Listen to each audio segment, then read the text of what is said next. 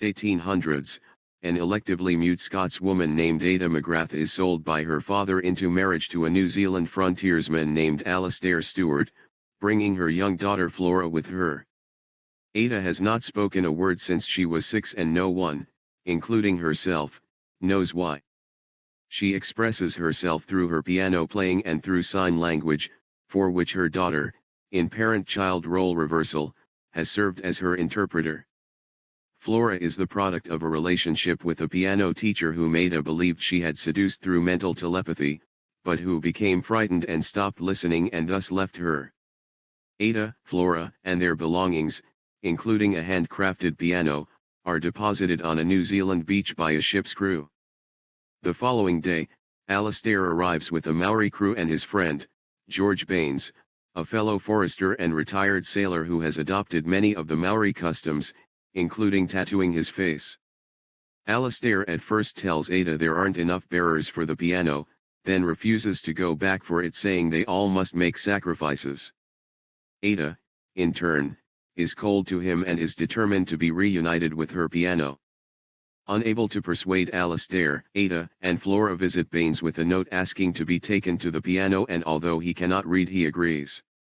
He is spellbound by Ada's playing and offers Alastair land he coveted in exchange for the instrument, and lessons from Ada. Alastair consents, oblivious to Baines's attraction to her. Ada is enraged but cannot resist being able to play when Baines says he wants to learn by listening. Very soon Baines proposes Ada can earn her piano back at a rate of 1 piano key per lesson, provided he can observe her and do things he likes while she plays. She agrees, but negotiates for a number of lessons equal to the number of black keys only. Ada continues to rebuff Alastair's affectionless overtures while beginning to explore her sensuality with Baines, who bargains for more intimacy in exchange for greater numbers of keys, while Ada holds back a great deal still. Realizing she is not willing to commit to him emotionally, Baines gives up and simply returns the piano to Ada, saying their arrangement is making you a whore, and me wretched, and what he really wants is for her to actually care for him. Despite having her piano back, Ada finds herself missing Baines. She returns soon after and does not hold back. Alastair hears them having sex as he walks by Baines's house and then watches them through a crack in the wall. Outraged, he follows her the next day and confronts her in the forest, where he attempts to force himself on her, despite her intense resistance. He eventually exacts a promise from Ada she will not see Baines. Soon afterwards, Ada orders Flora to take a package to Baines containing a single piano key inscribed with a declaration of love reading, "Dear George, you have my heart, Ada McGrath." Flora argues, then brings the piano key to Alastair instead.